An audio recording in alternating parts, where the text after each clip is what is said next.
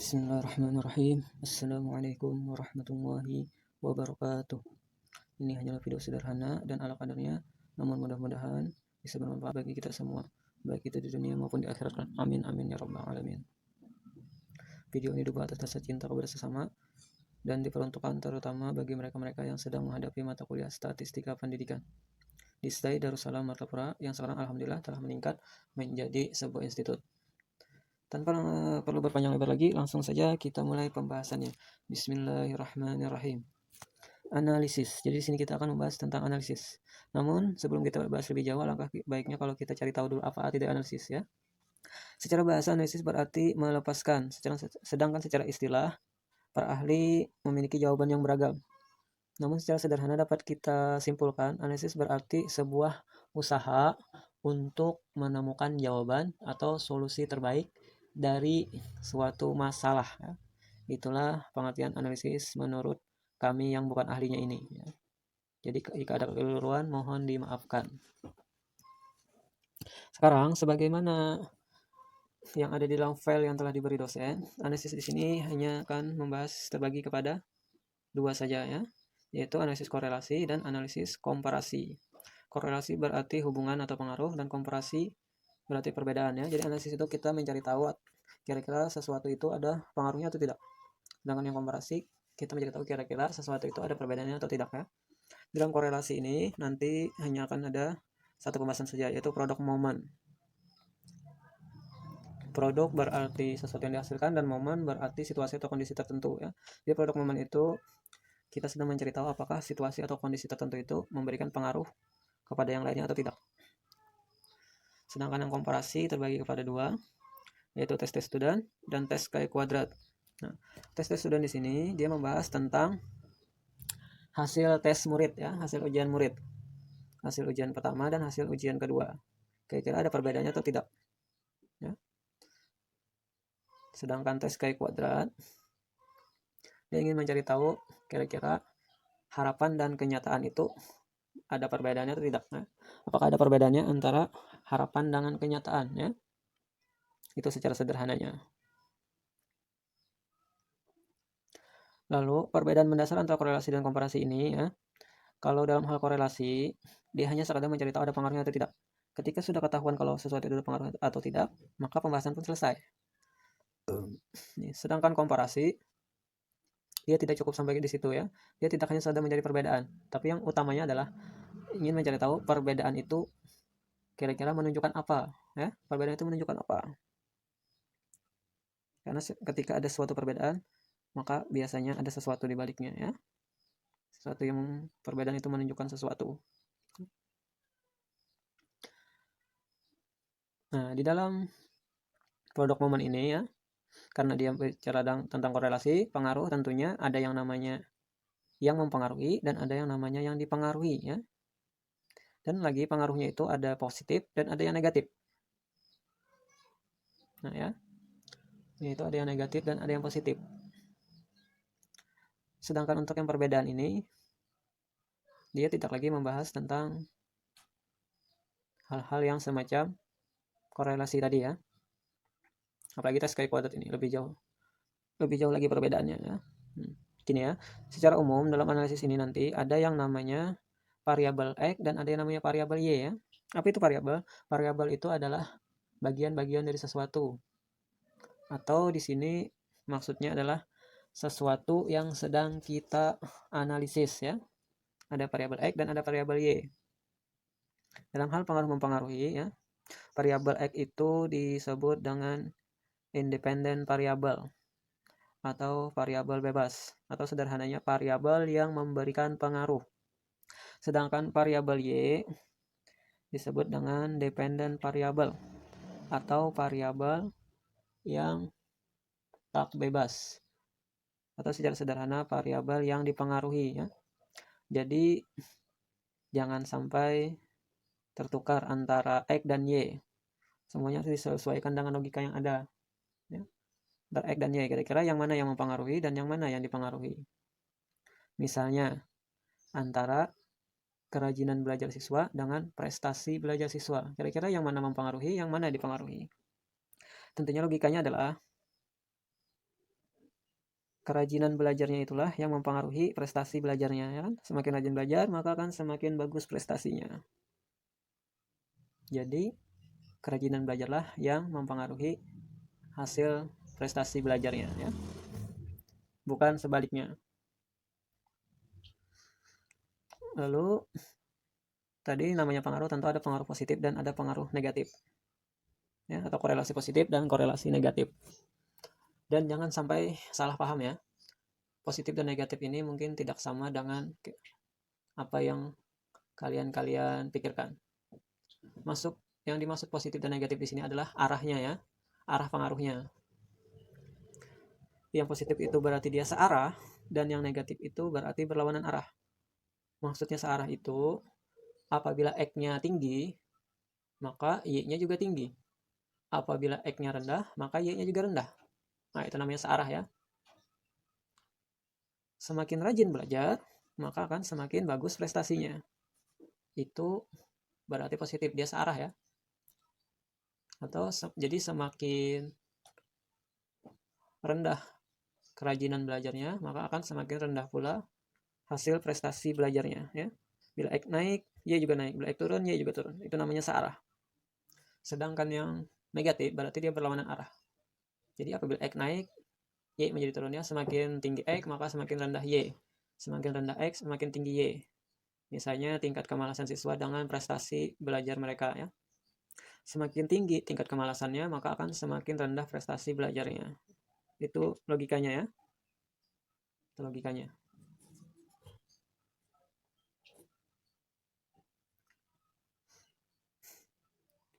Atau tingkat main-mainnya, ya. Semakin sering dia bermain-main, maka akan semakin rendah prestasi belajarnya. Ya, semakin sedikit bermain-mainnya, semakin bagus prestasi belajarnya. Tapi tentunya ini tidak bisa berlaku pada anak TK. Kenapa ya tidak bisa? Karena anak TK itu bermain itu adalah belajar bagi mereka, ya. Lalu dalam halnya tes student, nah, ya, dia masih menggunakan variabel X dan variabel Y juga, ya. Tapi tentunya tidak sama dengan yang produk momen tadi. Variabel X di sini adalah ujian yang pertama, ya. Dan variabel Y itu adalah ujian yang kedua. Jangan sampai tertukar, ya. Kenapa jadi tidak boleh tertukar? Gini, seperti yang dikatakan di awal-awal tadi, ya, komparasi itu tidak hanya sekedar mencari perbedaan, tapi mencari tahu perbedaan itu menunjukkan apa. Nah, di sini, ya, nih, antara ujian pertama dan ujian kedua, jika ada perbedaan, maka kita akan mencari tahu perbedaannya itu kira-kira ujian yang kedua itu nilainya lebih tinggi atau malah menurun, ya, meninggi atau menurun. Tentunya kalau ternyata meningkat yang ujian kedua, berarti kemampuan siswanya meningkat, ya. Kalau ternyata hasil ujian keduanya menurun, maka berarti kemampuan siswanya menurun. Kalau tertukar, maka otomatis akan kacau jadinya, ya. Kesimpulannya akan kacau kalau sampai tertukar antara X dan Y-nya. Antara X dan Y-nya kalau sampai tertukar, ya. Dan tentunya ini tadi hanya dibahas tentang yang berpasangan saja, ya. Yang berpasangan saja di sini nanti akan dibahas. Yang tidak berpasangan tidak akan kita bahas, ya. Maksudnya berpasangan itu berarti orang-orang yang kita lihat hasil ujiannya itu juga, ya. Tes kedua dan tes pertama itu juga orangnya. Sedangkan yang tidak berpasangan itu berarti orangnya beda, ya. Misalnya antara SMP dengan sanawiyah, ya, orangnya beda. X dan Y-nya orangnya berbeda, ya. Kalau yang berpasangan itu berarti X dan Y-nya orangnya itu juga. Nah, lalu sekarang tes chi kuadrat, ya. Tes chi kuadrat di sini dia tidak lagi menggunakan variabel X ataupun variabel Y. Yang dia digunakan adalah frekuensi observasi, ya. Frekuensi observasi atau data yang ada di lapangan, dan frekuensi estimasi, yaitu perkiraan, ya, perkiraannya, ya, tabel perkiraan, frekuensi estimasi, tabel perkiraan atau harapan. Nah, lalu secara umum ini, ya, ketiganya ini punya metode atau pola yang sama, ya, dalam mengerjakannya itu punya pola yang sama, yaitu harus menyelesaikan 3 tahapan utama. Tahapan yang pertama adalah membuat hipotesis, ya. Nanti akan kita bahas lebih jauh tentang hipotesis, ya. Lalu yang bagian kedua, bagian B-nya ya, anggap saja bagian B-nya yang kedua, itu menghitung rumus. Nah, setelah didapat angkanya yang ada di dalam rumus, barulah bagian C-nya yaitu interpretasi atau membuat kesimpulan akhir. Membuat kesimpulan akhir. Namun sebelum menjawab 3 hal utama itu, kalian harus dulu menyelesaikan tabel ya, menyelesaikan tabel. Karena angka-angka yang ada di tabel itulah nanti yang akan dimasukkan ke dalam rumusnya. Jadi kalau ada kesalahan di tabel, otomatis rumusnya akan kacau. Ya, angka hitungan di rumusnya akan kacau kalau ada kesalahan di tabel. Jadi jangan sampai ada kesalahan sedikit pun. Dan kalau rumusnya, angka yang di rumus kacau, otomatis kesimpulan akhirnya juga akan kacau. Jadi hati-hati sekali ya. Sekarang coba kita bahas tentang hipotesis tadi ya, hipotesis. Kita bahas lebih jauh tentang hipotesis. Ya. Tapi sebelum itu kita pahami dulu arti kata hipotesis ya. Hipotesis itu terdiri dari 2 kata, yaitu hypo dan tesis. Hypo itu artinya kurang dari, dan tesis artinya pendapat. Jadi hipotesis itu berarti pendapat yang masih kurang. Ya, pendapat atau jawaban yang masih kurang. Kurang di sini maksudnya adalah belum dipastikan kebenarannya ya, belum dipastikan kebenarannya, itu maksudnya kurang gitu ya, belum dipastikan kebenarannya. Itu secara bahasa. Sedangkan secara istilah ini ya, sederhananya saja langsung ya. Hipotesis itu berarti kemungkinan jawaban yang ada ya, atau pilihan jawaban. Beberapa pilihan jawaban. Jadi pada dasarnya analisis di sini sama halnya seperti kita sedang berhadapan dengan soal pilihan ganda. Ya. Cuma bedanya di analisis ini pilihan jawabannya kita sendiri yang bikin. Nah, itu bedanya ya. Pilihan ganda. Nah, hipotesis. Nah, sekarang baru kita bahas lebih jauh tentang hipotesis.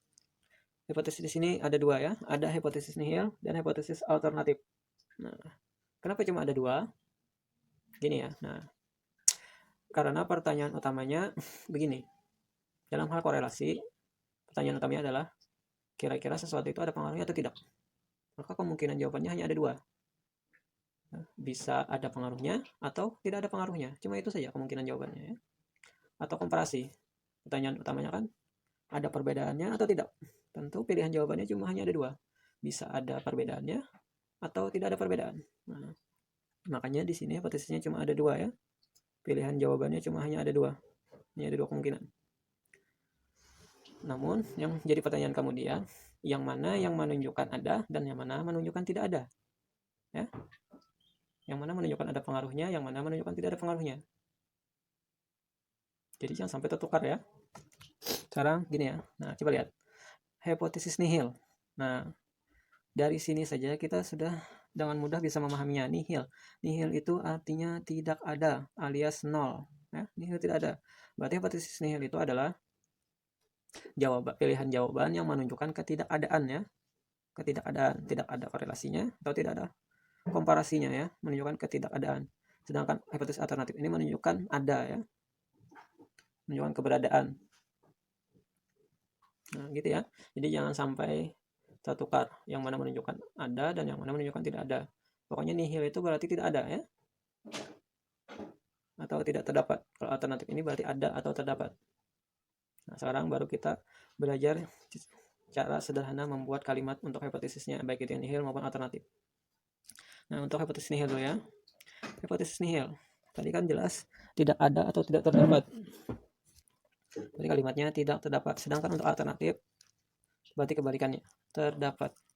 Lalu terdapat apa atau tidak terdapat apa? Jika korelasi berarti nihilnya tidak terdapat korelasi. Sedangkan yang alternatifnya berarti terdapat korelasi positif ataupun negatif. Tadi ya sudah dijelaskan negatif atau positifnya. Jadi tergantung X-nya apa dan Y-nya apa. Lihat saja nanti. Kalau dia searah berarti dia positif. Kalau dia berlawanan arah berarti dia negatif. Nah, jadi tergantung X dan Y-nya nanti apa kalimatnya ya.